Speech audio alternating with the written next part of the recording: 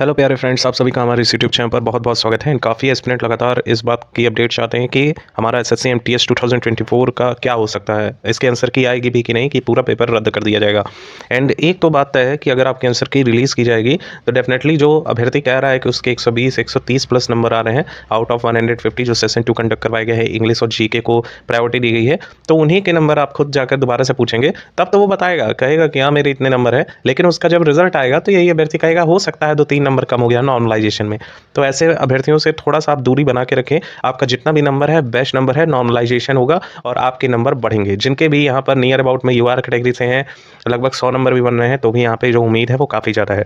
सबसे बड़ी बात क्या है कि साथ ही हम आपको दो चीज़ें बताते हैं। देखिए, सबसे पहला चीज़ ये है, एसएससी इनिशियली तौर पे यहाँ पे सारा ब्यौरा कलेक्ट कर रहा है, जांच चल रही है कि एसएससी एमटीएस का कहाँ कहाँ पे पेपर लीक हुआ है। ज़्यादातर खबरें ये बिहार राज्य से आ रही हैं, जो कि पूर्णिया का एक जिला है जहाँ काफ़ी ज़्यादा पहले भी नकल होता आया था, पिछले साल का भी खंगाला जा रहा है, तो उसमें भी ये पता चल रहा है कि एसएससी के पेपर लीक हुए हैं। जितना भी केंद्रों पर वहाँ पर जाता है वो लगातार यही देखने को मिलता है कि वहाँ बैठे सॉल्वर उसको सॉल्व करते हैं एंड फिर पेपर को अच्छे तरीके से वहाँ पर अपने तरीके से उसको मॉडिफाई किया जाता है। एंड बेसिकली यहाँ पर पेपर लीक तो नहीं हुआ है। लीक मतलब ये होता है कि आप लोगों का पेपर जो है बाहर आउट हो गया है।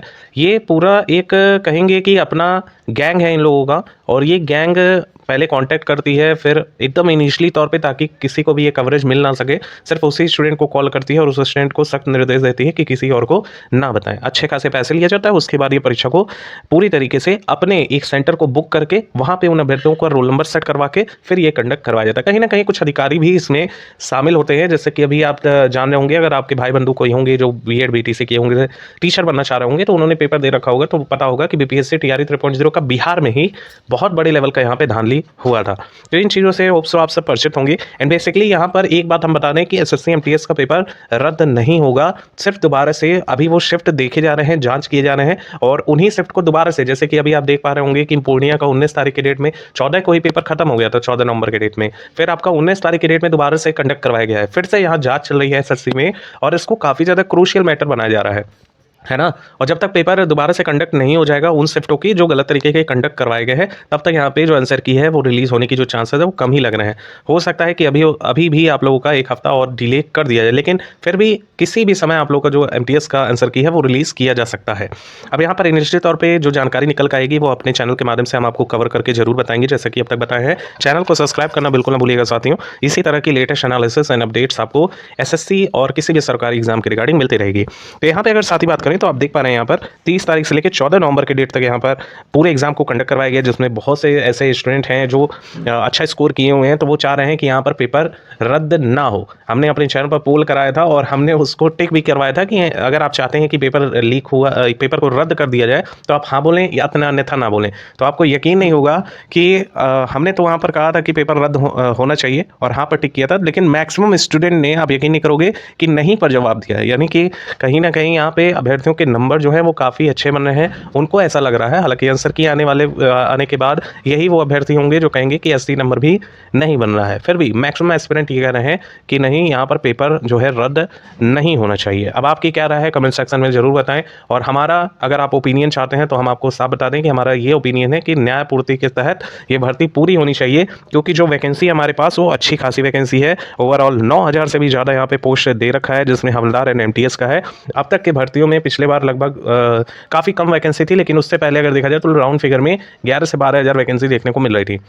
और अभी ये जो है वैकेंसी बढ़ भी सकती है, टेंटेटिव है, अभी पूरा एग्जाम जो है कंप्लीट नहीं करवाया गया प्रोसेस का, और अभी भी एक चरण और बचा है हवलदार वालों के लिए। एमटीएस वालों के लिए तो बल्ले बल्ले है, जिनका बढ़िया नंबर आ गया उनका फाइनल हो जाएगा। अब साथ ही अगर बात कर लें तो कुछ और बेसिक चीज़ें हैं, जैसे कि हमारा सेशन 2। अब सेशन 2 में कई अभ्यर्थी पूछ रहे हैं कि आंसर की आने के बाद क्या हम अंदाजा लगा सकते हैं, अगर हमारे इतने नंबर सेट बैठ रहे हैं कि हमारे यहाँ पर फाइनल सिलेक्शन हो पाएगा कि नहीं। तो बेसिकली यहाँ पर कई सारे कैटेगरीज हैं, जैसे कि OR category, EWS, OBC, SC, ST, female का तो सभी का हॉरिजॉन्टल वर्टिकल जो भी आरक्षण आपको दिया जाएगा। एंड इसी के साथ ही साथ OH, VH, HH जो भी हमारे डिसेबल साथी हैं, उनका भी यहाँ पर हम बताएंगे कि आपका सेफेस्ट स्कोर क्या रहेगा, प्लस एक्स सर्विसमैन का कट ऑफ वैसे भी डाउन ही देखने को मिलेगा साथी। अब अगर आपको सबसे पहले यहाँ पर सिलेक्शन चाहिए तो आपको कम से कम इतना तो स्कोर कर ही लेना चाहिए। अब तो सारा एग्जाम हो गया है, कोई एग्जाम बचा नहीं है। तो इंग्लिश में लगभग साथी अगर आपके इतने स्कोर बन रहे हैं, राउंड फिगर में 20 तक आप खींच पा रहे हैं कट पीट कर किसी भी तरीके से, बड़ी आसानी से आप यूआर के लिए फाइट कर सकते हैं। बाकी आपका कैटेगरी है, रिजर्वेशन है, तब तो बल्ले बल्ले है। एंड यहाँ पर अगर जीके जीएस की बात करें तो जीके जीएस का लगभग जो पोर्शन है किसी शिफ्ट में देखा गया है साथी कि 22+ क्वेश्चन भी अभ्यर्थी करके आया है और उस शिफ्ट में मैक्सिमम अभ्यर्थियों ने 20+ गेन किया है। तो ऐसा कहा जा सकता है कि ये शिफ्ट आसान ही है। एंड इसी के साथ ही साथ कुछ शिफ्ट ऐसे भी बनाए गए हैं जो काफ़ी ज़्यादा टफ देखने को मिले हैं। एंड अभ्यर्थियों के 15 क्वेश्चन से ज़्यादा, बल्कि इवन यहाँ पर 12 क्वेश्चन से भी ज़्यादा सही नहीं हो पा रहे हैं। तो ऐसे क्वेश्चन को हम क्या कहेंगे कि जीके का लेवल हार्ड बनाया गया। वहीं इंग्लिश की बात करें तो किसी शिफ्ट में इंग्लिश काफ़ी टफ पूछी गई है, जिसमें अभ्यर्थी 15 से लेकर माफ़ कीजिएगा 16 क्वेश्चन तक ही सही कर पा रहा है। एंड इसी के साथ ही साथ किसी शिफ्ट में ऐसा भी अभ्यर्थी है जो 25 में 25 सही करके आ रहा है। अब ये तो बाद में पता चलेगा कि आंसर की में क्या इन अभ्यर्थियों के साथ होगा, और यही होने वाला है जो हमने आपको बताया। देखिए बेस्ट स्कोर यही है कि आपका अगर यहाँ पे राउंड फिगर में 16 तक सही हो जाए। अगर आपका टफ शिफ्ट है तो यहाँ इंग्लिश में आप थोड़ा ज़्यादा गेन करो और इंग्लिश में जीके जीएस में थोड़ा कम भी गेन की हो, तो भी औसत बनना चाहिए। बस औसत में क्या मतलब कि यही आपका 33 से लेकर 36 क्वेश्चन बैठना चाहिए अगर आप यूआर के लिए फाइट कर रहे हैं तो।